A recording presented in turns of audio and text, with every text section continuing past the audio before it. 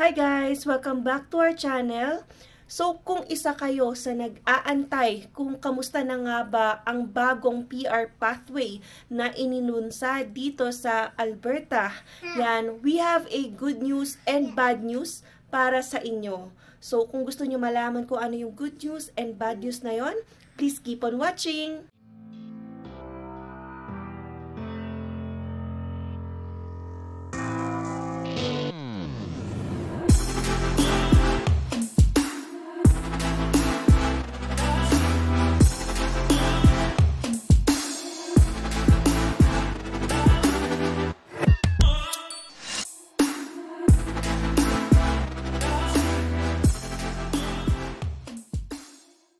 So, ito na ang good news guys. Ang bagong-bagong PR pathway dito sa Alberta ay nagsimula na. So, the tourism and hospitality stream, and yan, makikita nyo on the next slide.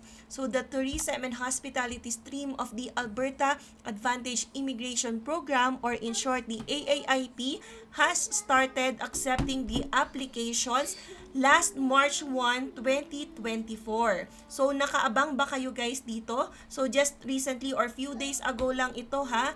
So, marami actually nakaabang dito. Although ako ay honestly hindi na ako nag-abang dahil alam ko naman ay tayo ay hindi magiging qualified sa stream na to. Pero, chinek ko pa rin ito afterwards dahil gusto ko pa rin magbigay ng impormasyon sa mga nagtatanong or naku-curious sa bagong pathway or bagong PR pathway na inilunsad ng Government of Alberta. So another good news ha, kung qualified ka dito or eligible ka under this PR pathway or the tourism and hospitality stream, yan i-expedite yan yung processing ng application ninyo. So hindi ito yung normal na kumari 6 months to a year yung processing time. So since this is a dedicated pathway, yan ay bibilisan nila ang pagtugon o pagproseso ng inyong applications. And kasama dyan yung mga other priority processing initiatives just like yung mga streams for healthcare and streams for tech, yan, accelerated pathways.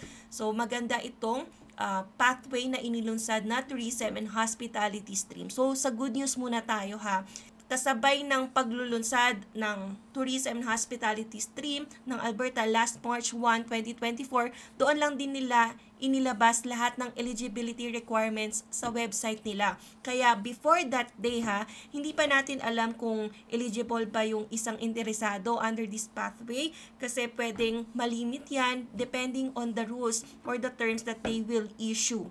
So, I will provide you with the requirements as posted in the Government of Alberta website. So, dako muna tayo sa employer. Yan. So, ano ba yung mga required sa employer? Saan ba ako dapat magtrabaho? So, dapat magtrabaho tayo sa single approved tourism and hospitality employer. And itong employer's primary business activities must belong to an eligible industry as defined by the WCB.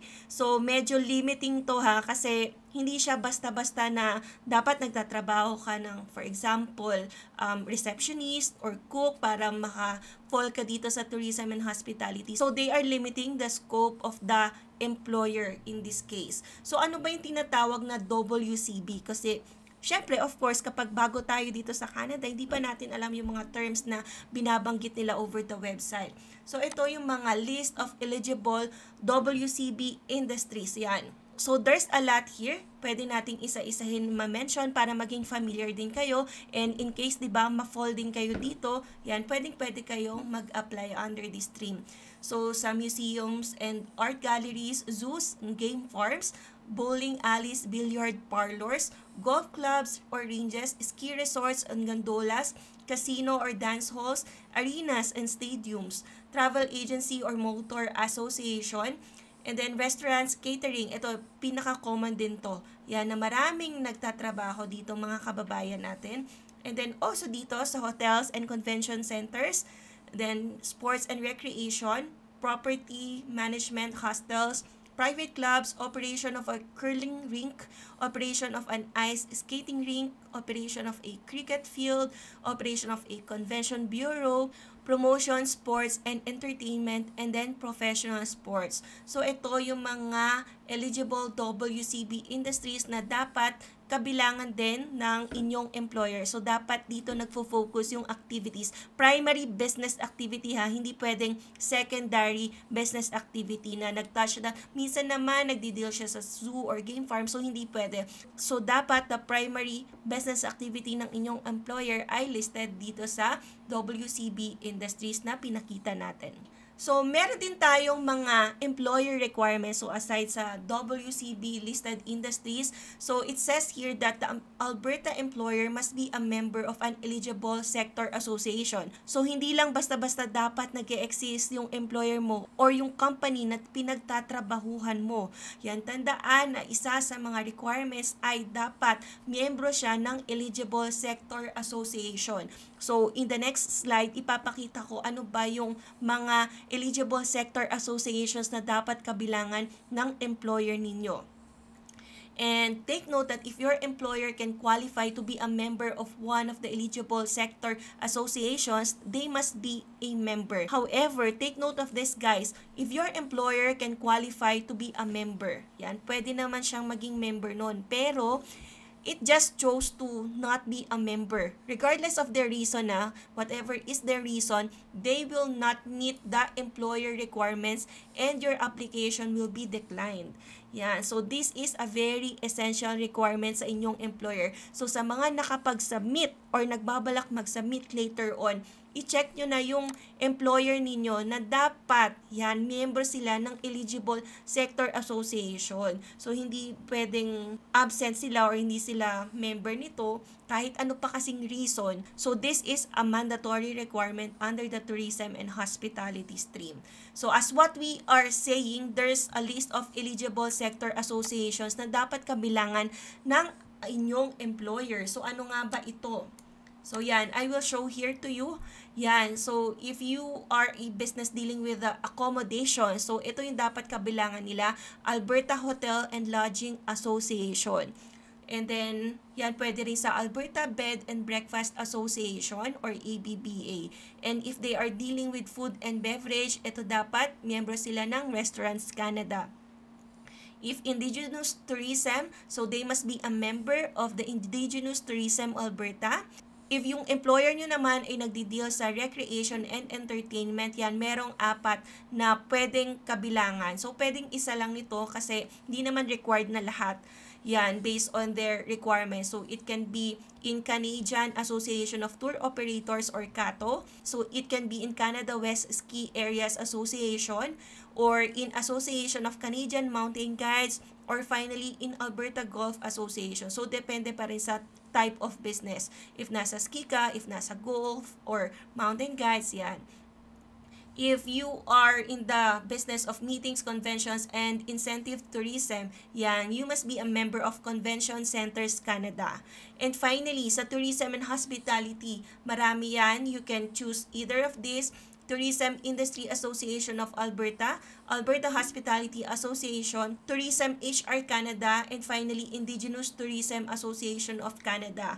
So, parang iisipin no, madali lang mag-apply sana for this stream. Kaya lang, kailangan mo pa pala i-double check itong membership or association ng iyong employer. Kasi kapag nakita na hindi pala belong ang iyong employer sa associations na ito, kahit isa lang kung saan yung primary business niya, yan, pwedeng ma-decline ang inyong application and sayang lang din yung binayad ninyo. So, better be careful when submitting your application kasi hindi nyo na ma-refund yung inyong binayad.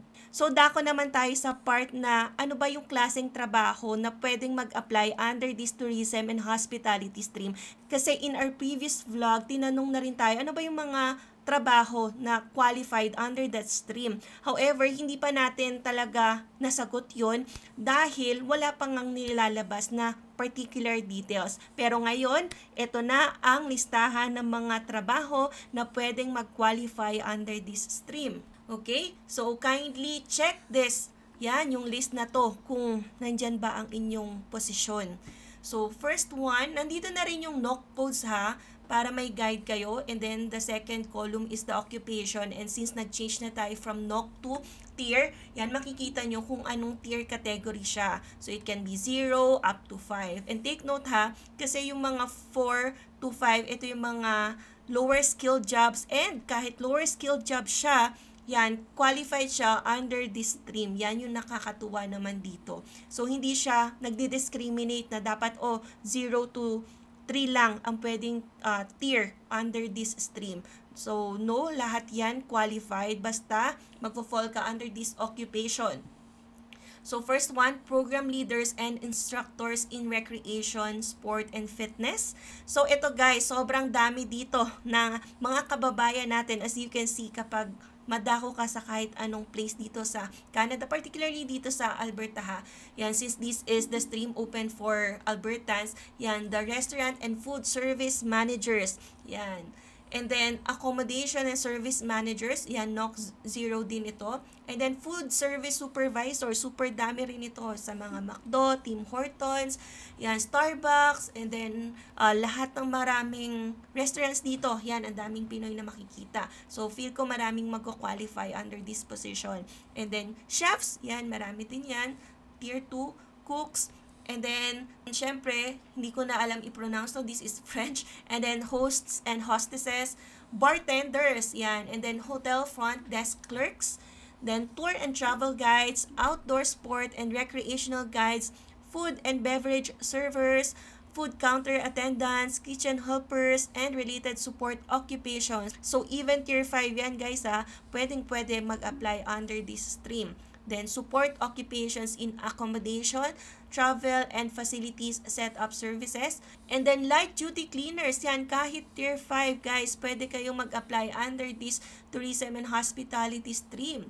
Even specialized cleaners. Then, janitors, caretakers, and heavy-duty cleaners, dry cleaning, laundry, and related occupations. So, I think maraming kababayan natin ang masaya kasi minsan talaga kapag sa program ng federal government, minsan na-exclude yung mga Tier 4 and Tier 5. Pero in this program, yan, ang daming Tier 4 and Tier 5 na included. Yan, nakakatuwa naman kasi at least yung mga kababayan natin hindi makapasok sa express entry or federal government streams.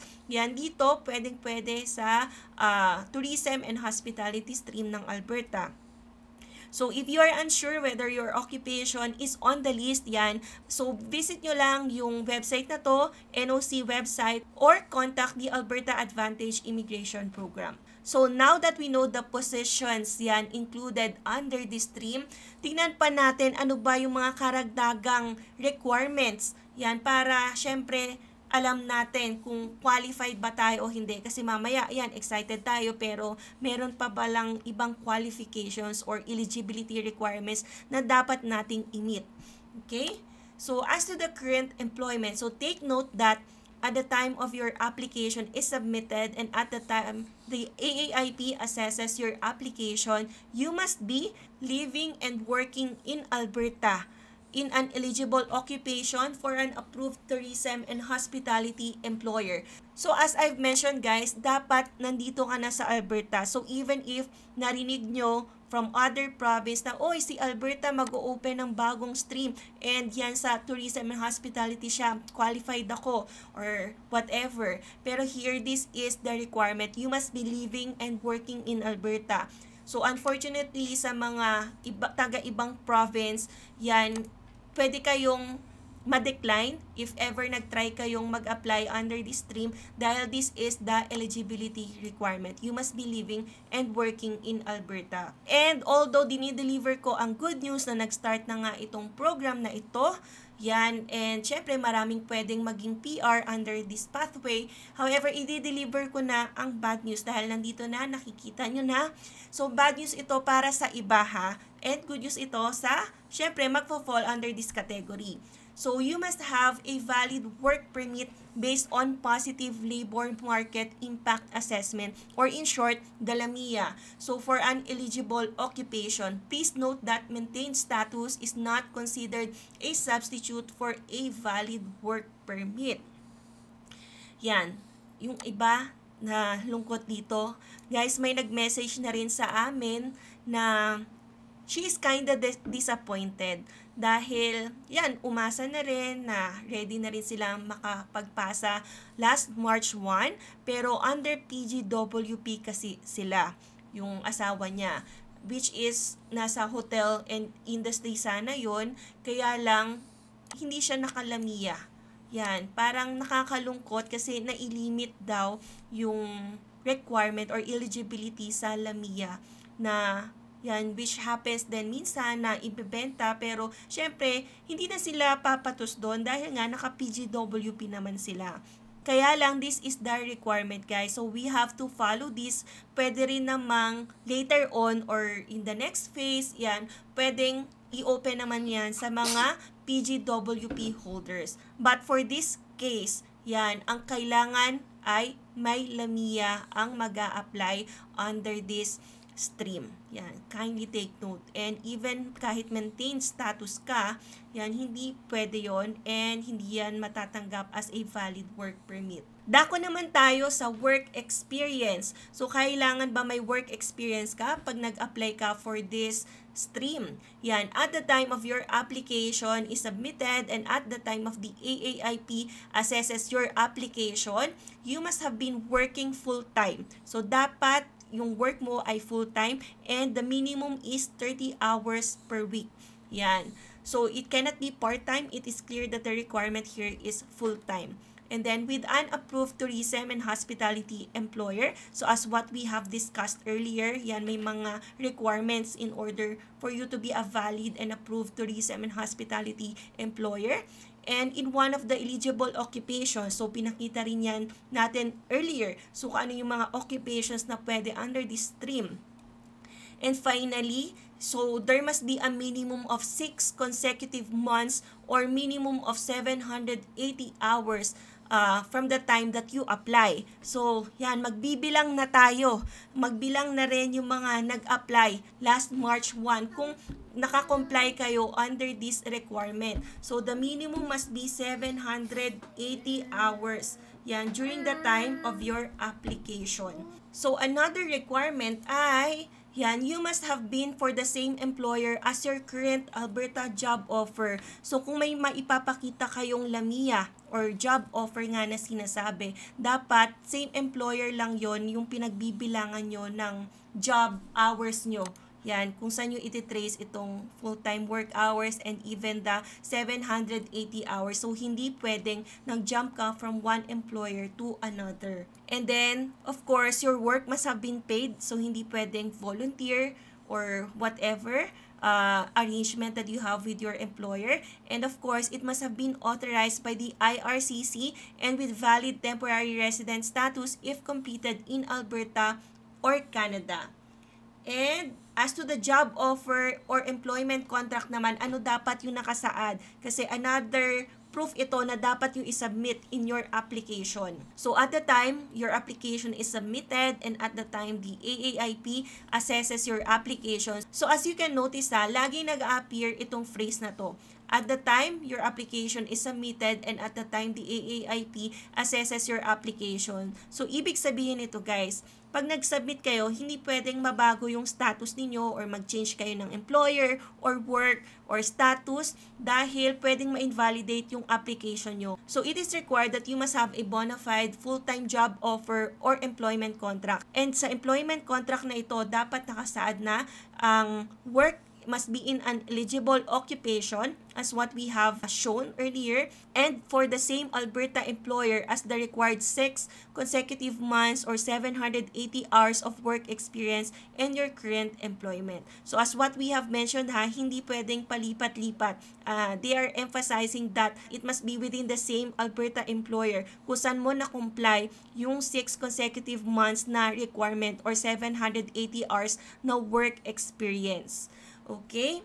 And since we are talking about the LAMIA or the job offer, yan, ano yung dapat nakalagay sa inyong job offer?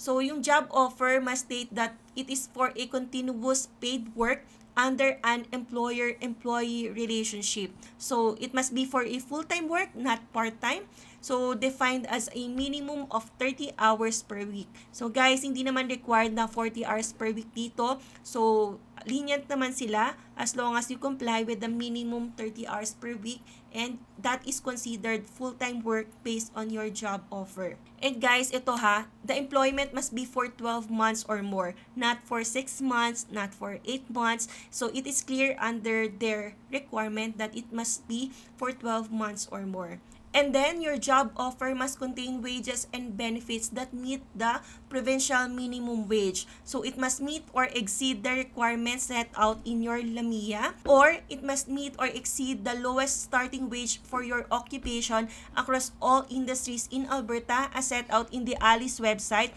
So, if you don't know yet the ALICE website, so please feel free to visit this website kasi dito nyo malalaman ano ba yung recommended or lowest starting wage. Otherwise, kung mas mababa pala yung ino-offer under the LAMIA, so questionable yung employer na yan or LAMIA na yan. So, dapat ma-meet nila yung lowest minimum wage na sinet under the ALICE website. And then, kindly take note of this kung babayaran ka sa ibang way, or for example, compensation from company ownership, yan, this is not considered as part of the applicant's base monetary wage or salary. So, dapat pa rin magkaroon ka ng minimum wage salary, not just through other means na babayaran ka for your compensation. So, ito yung mga requirements or dapat present sa inyong LAMIA. So, sa mga nag-apply or nagbabalak mag-apply later on, kindly take note of these requirements. So, dapat talaga careful tayo sa mga documents na isasubmit. Biruin nyo yon. Parang binabasa ko pa lang din guys, ako na-overwhelm na rin ako kasi sobrang daming requirements na dapat nating isaalang-alang or tandaan. Kasi isang mintis lang dito, 'di ba? Pwedeng ma-reject ang ating application na akala natin qualified na pala tayo. Yan. So, after discussing the eligibility requirements, particularly sa employer side and yung mga job offer requirements, so in short, ito yung mga ineligible applicants based on the job offer. So, if your job offer contains that you will be working as a part-time employee or casual or seasonal employee, regardless of the working hours, so kahit pa more than 30 hours a week yan, or even 40 hours, 50 hours, yan, hindi ka magiging qualified na applicant if you are still categorized as a part-time, casual, or seasonal employee. And then, hindi ka rin qualified if you are considered as an independent contractor, business owner, or temporary agency worker, including individuals listed as directors, shareholders, or agents of the Alberta employer on the CORS or the Corporate Registry System. Yan, so these are ineligible applicants. So also considered as ineligible are the employees who work in Alberta in a place of employment that is not zoned for commercial or industrial operations, such as home-based business. So guys, hindi daw pwede yan kapag yung zone nyo ay hindi commercial or industrial and yung business na yan ay considered as home-based. Yan, very strict yung requirement nila under this stream. Also, ineligible are the employees who do not work on premises in Alberta, such as those who work in a virtual location or serve the employer by telecommuting from a location outside Alberta. I don't know how they will perform their task, but it is clear here that if your work is in a virtual location or if you serve the employer by telecommuting from the location outside Alberta, so that is ineligible.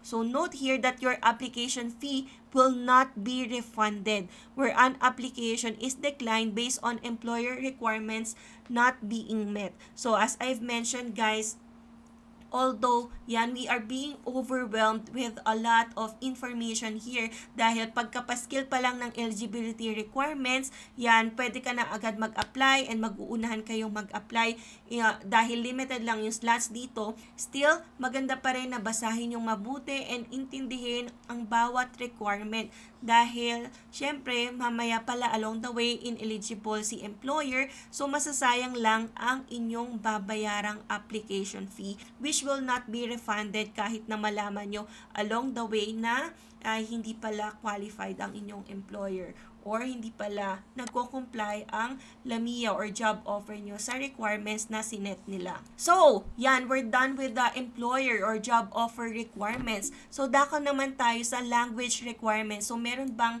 requirements on the language part?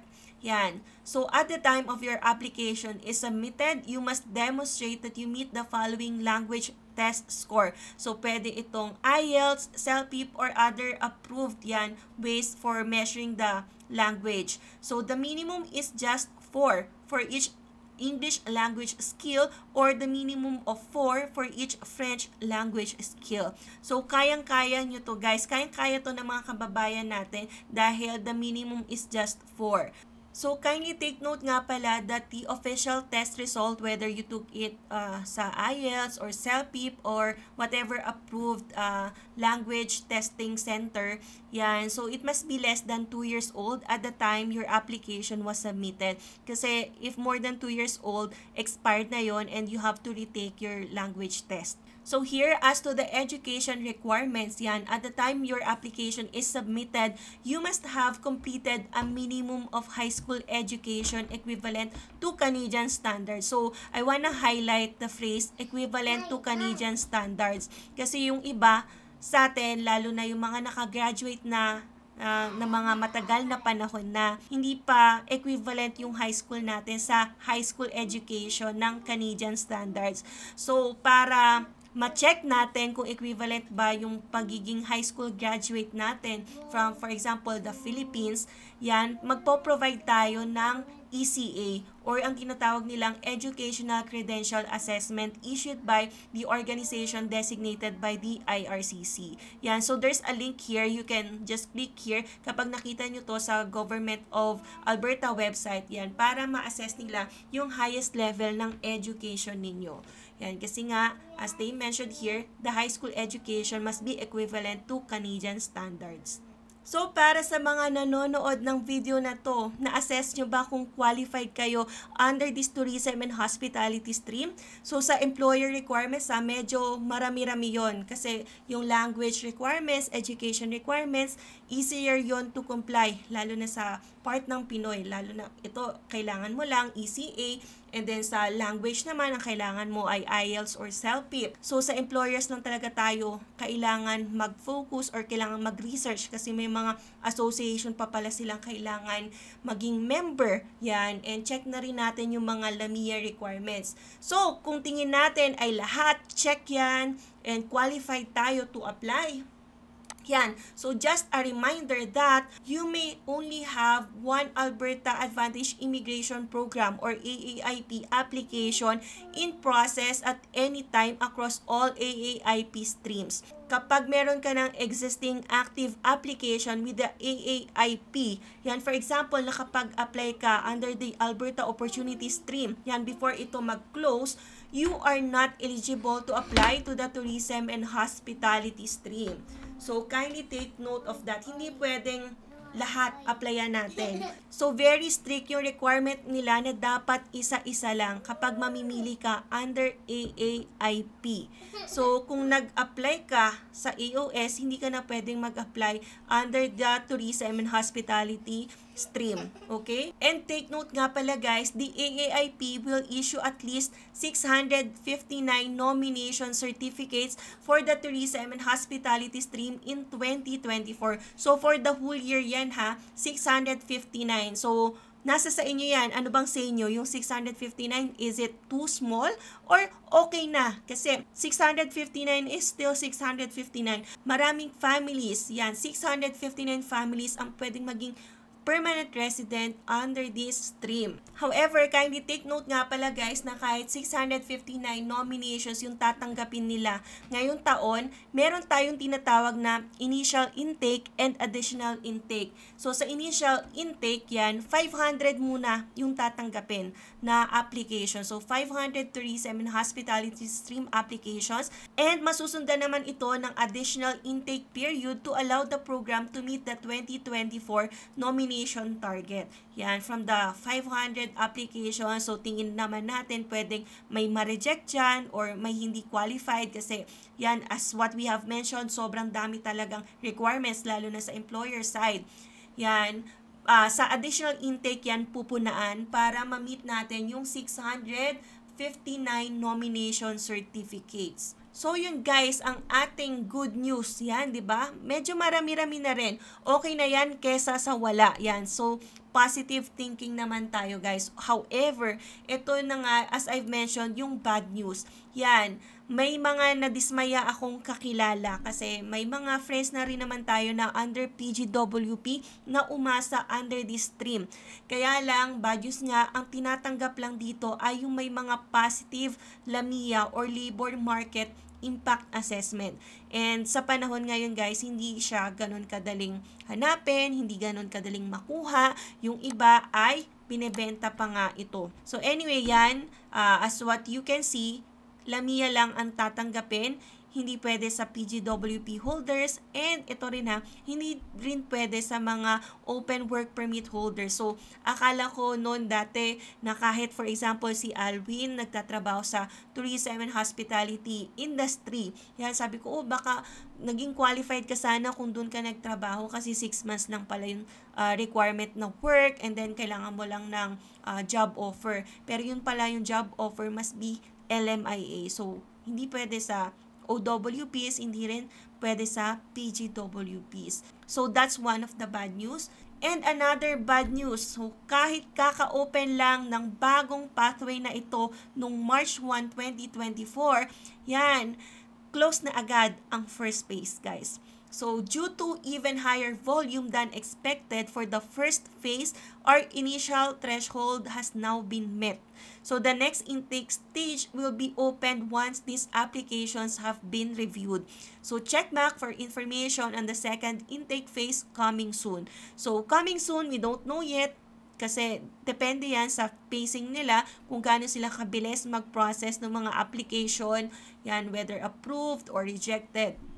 So, ito naman yung kagandahan para sa mga nakapag-create pa lang na account, na curious kung pwede ba sila o hindi. So ito applications created but not yet completed will still be considered part of the first intake. Yan, kasama kayo sa bilang guys kahit nag-create lang kayo ng account, and the application will be accepted when complete. So, para sa mga nag-iipon pa lang ng documents, sana i-take note nyo lahat ng requirements yan na nakasaad under this stream. So, yan, medyo marami-rami rin ito. So, yan, napakabilis, diba? Parang may nabasa ako na nag-comment na in just 4 hours, guys. 4 hours sa pagka-open ng portal, yan, na pwede mag-apply na.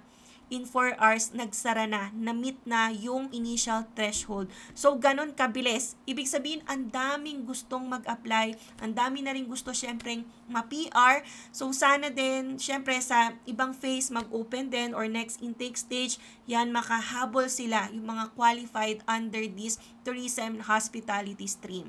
Yan, so wag mawala ng pag-asa dahil hindi naman ito talaga totally kinuklose. Sinasabi lang nila na na-meet na yung first phase, okay, hindi na muna tatanggap, and magsasabi na lang sila or mag-a-announce na lang sila kapag open na yung second phase or next intake stage. So yun guys, ang ating vlog for today. I hope you learned something from this video. If you have any questions, you can comment down below. And para sa mga bago sa aming channel at hindi pa nakasubscribe, please do subscribe guys. And don't forget to click the notification button in order for you to get notified of our future uploads. So hanggang dito na lang guys. We'll see you in the next one. Peace!